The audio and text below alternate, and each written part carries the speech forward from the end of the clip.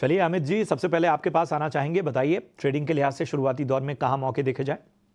Doctor Narayan ji, overall हम देखें यहाँ से तो जो पहला यहाँ से रिकमेंडेशन रहेगा वो है जीएमडीसी, गुजरात मिनरल लिमिटेड। ये काउंटर में हम देखें तो पिछले कई दिनों में हम देख रहे हैं कंटिन्यूसली अपसाइड के लेवल से एक गिरावट बनती हुई देखने मिल रही है। अभी पिछले 2 हफ्ते से हम देख रहे हैं तो डाउन साइड में एक बेस बना हुआ देखने मिल रहा है और यहाँ से एक रिवर्सल पैटर्न बनती हुई देखने मिल रही है। जो हिसाब से हम देखें यहाँ से तो अपसाइड में जो फर्स्ट सप्लाई जोन दिखता है काउंटर में वो 360 का जैसे क्लियरेंस मिलते हैं तो 400 सवा 400 के लेवल तक भी काउंटर जाने के चांसेस बनते हैं। तो डाउन साइड में 334 के स्टॉप लॉस के साथ मैं कहूंगा लॉन्ग की पोजीशन क्रिएट करनी चाहिए जीएमडीसी में 355 से 360 के टारगेट्स के लिए। जो सेकंड बाई कॉल है वो है एचएएल। कल के सेशन से हम देख रहे हैं तो ओवरऑल डिफेंस वेब में फिर से एक बाइंग बननी शुरू हो गई है।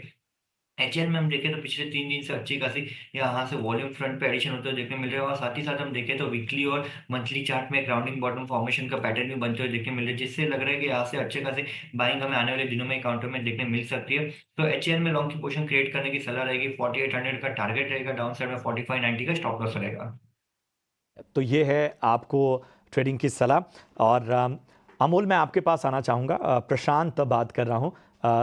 और ये बताइए कि ख़ास तौर पे ट्रेडिंग के लिहाज से आपकी नज़र, आप कहाँ पर फोकस कर रहे हैं।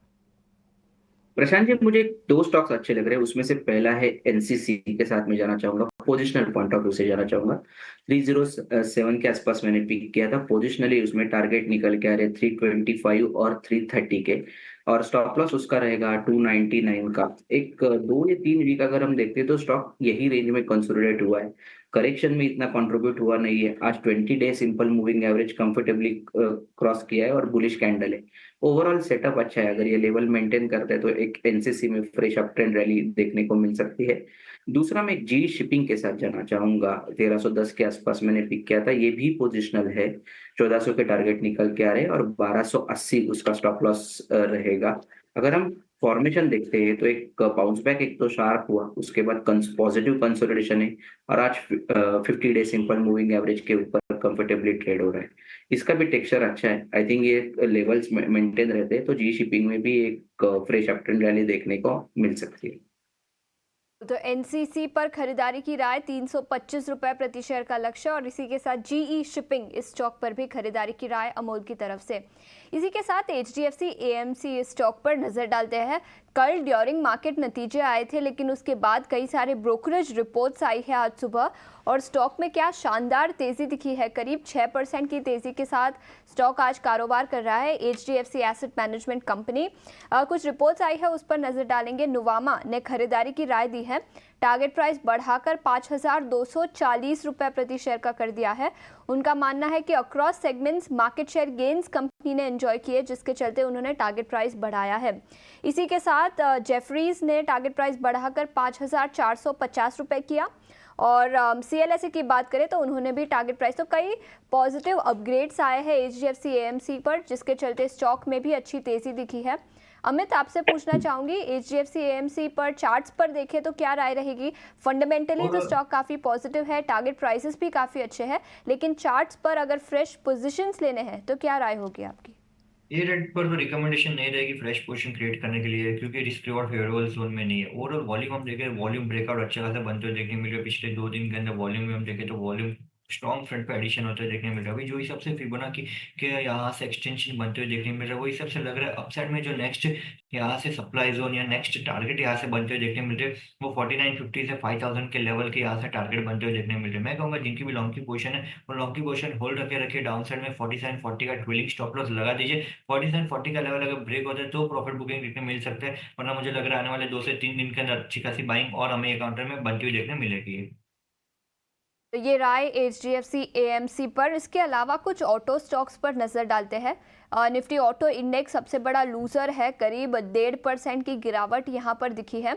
याद रखें बजाज ऑटो के नतीजे भी आ जाएंगे, लेकिन इसके अलावा एमएनएम 3% से ज़्यादा की गिरावट। TVS motor, Hero MotoCorp, Motherson Sumi सभी स्टॉक्स में 2 से 3% की गिरावट है। अमोल, ऑटो स्टॉक से कोई ऑटो सेक्टर से कोई स्टॉक जहां पर आपको लगता है खरीदारी के मौके बनेंगे और रिस्क रिवॉर्ड फेवरेबल है। जी, आई थिंक ओवरऑल भी अगर हम देखें तो काफी कंसोलिडेट हो रहे, एक सीमित दायरे में चल रहे तो मोर और लेस सभी स्टॉक। अगर हम आपने महिंद्रा का बात किया तो भी एक महिंद्रा एक 32 का एक इमीडिएट रेजिस्टेंस है और 3000 का एक इमीडिएट सपोर्ट है, उसी के दायरे के अंदर स्टॉक ट्रेड होता हुआ दिख रहा है। अगर हम टीवीएस मोटर के बारे में जाते हैं तो टीवीएस मोटर भी एक करेक्शन के बाद लोअर टॉप फॉर्मेशन है, आज अगेन बेरिश कैंडल बना हुआ है और वीकनेस कंटिन्यू रहा है। तो बाइंग अपॉर्चुनिटी के लिए थोड़ा मैं वेट करूंगा, बट अगर मुझे कॉन्ट्रा बेट लेना है या करंट लेवल पे तो एक टाटा मोटर में बहुत बड़ा करेक्शन हुआ है, बट फिर भी मैं रिवर्सल के लिए वेट करूंगा। अगर ये आई थिंक आज का डे हाई पकड़ के चलिए या 922 अगर क्रॉस करता है तो आई थिंक इसमें एक पुल बैक रैली आने के चांसेस है और 900 का इमीडिएट में सपोर्ट टाटा मोटर्स में दिख के आ रहा है। बिल्कुल, तो ये राय ऑटो सेक्टर पर और सबकी नज़र ऑटो इंडेक्स पर भी रहेगी। बजाज ऑटो सबसे पहली ऑटो कंपनी जिसके नतीजे आ जाएंगे, तो उस पर भी हमारी नज़र रहेगी। कर रहे थे खास तौर पे रेलवे स्टॉक्स की, और जैसा मैंने कहा कि रेल टेल देखिए, जो महाराष्ट्र गवर्नमेंट से ऑर्डर मिला है उसकी वजह से आज ज़बरदस्त तेज़ी यहाँ पर देखने को मिल रही है। टेक्समाको रेल भी देखिए लगभग 3.25% ऊपर है। यही नहीं, आरवीएनएल में भी आज थोड़ा एक्शन लौटा है, 1.5% के करीब यहाँ पर भी तेज़ी नज़र आ रही है। बाकी रेलवे स्टॉक्स में इरकॉन इंटरनेशनल देखिए 0.5% ऊपर है। राइट्स में भी लगभग 0.5% की मजबूती यहाँ पर दिख रही है। अमोल, मैं आपके पास आना चाहूँगा, बताइए रेलवे स्टॉक्स पर जिनका मैंने नाम लिया, खासतौर पे रेल टेल, टेक्समाको रेल जहाँ पर सबसे अच्छी तेज़ी है, और इसके अलावा आरवीएनएल भी हम देखें तो आज एक मोमेंटम नज़र आ रहा है, तो यहाँ पर कोई मौका बन रहा है? जी, आई थिंक रेल टेल में पॉजिटिव मोमेंटम है और वो कंटिन्यू रहने के चांसेस फिलहाल चार्ट्स पे दिख के आ रहे हैं। द रीजन बिहाइंड दैट, एक तो स्टॉक एक बड़ा करेक्शन पूरा करता हुआ दिख रहा है, 200 डे सिंपल मूविंग एवरेज के पास फिलहाल अभी ट्रेड हो रहा है, वॉल्यूम एक्टिविटी काफी इंक्रीमेंटल है और आज एक बुलिश कैंडल है। तो मोमेंटम प्लेयर्स है, आई थिंक उनके लिए एक पॉजिटिव अपॉर्चुनिटी लग रही है।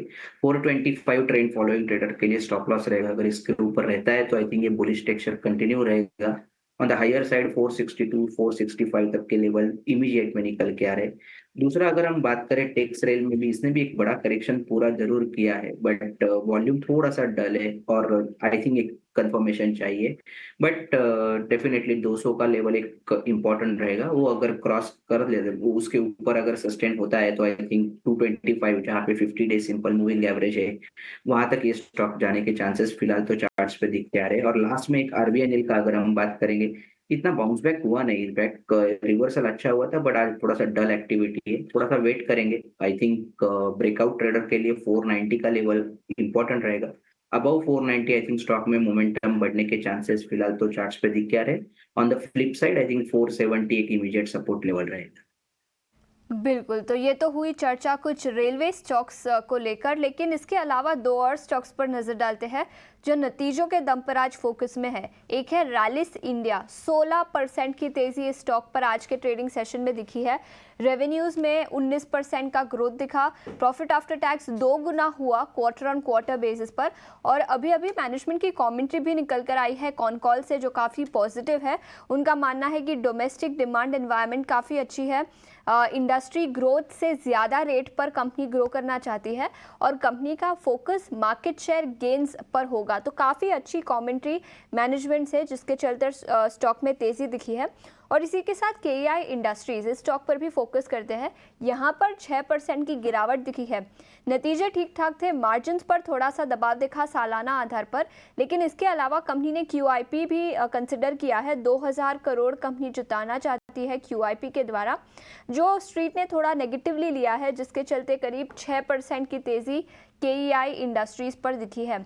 अमोल, दोनों स्टॉक्स पर आपकी क्या राय रहेगी, रैलिस इंडिया और KEI इंडस्ट्रीज? अगर रैलीज में अगर हम देखते हैं तो एक थोड़ा सा बड़ा व्यू लेना चाहूंगा। एक तो 2 या 3 साल का एक बहुत ज्यादा कंसोलिडेशन था, स्टॉक इतना चला नहीं था। अब कहीं ना कहीं ये स्टॉक ये रेंज को क्रॉस करता हुआ दिख रहा है। अगर ये हम साल में भी देखते हैं तो एक 50% तक का रैली स्टॉक में हुआ है। आज का जो ब्रेकआउट है आई थिंक वो काफी प्रॉमिसिंग लग रहा है। एक तो प्राइस मूवमेंट भी काफी शार्प है और एक जो बड़ा कंसोलिडेशन रेंज था उसको क्रॉस करता हुआ स्टॉक दिख रहा है। मुझे लगता है ब्रेकआउट ट्रेडर्स के लिए 360 और 350 इंपॉर्टेंट लेवल रहेगा। धीरे धीरे स्टॉक एक मीडियम टर्म टेक्सचर भी बदल रहा है, तो ये तेजी और चलने के चांसेस फिलहाल वीकली चार्ट्स पे भी दिख के आ रहे हैं। On the higher side I think ये स्टॉक कहीं ना कहीं 390 400 तक की जर्नी करते हुए दिख रहा है। दूसरा आपने पूछा था कि केआई में अगर हम देखते हैं तो एक रैली के बाद एक करेक्शन है और एक रेंज बाउंड एक्शन में चल रहा है स्टॉक। फिलहाल तो आई थिंक वही फॉर्मेशन कंटिन्यू रहने के चांसेस चार्ट्स पे दिख के आ रहे। 4200 एक बेस रहेगा और 4725 एक इमीडिएट रेजिस्टेंस रहेगा शॉर्ट टर्म ट्रेडर्स के लिए।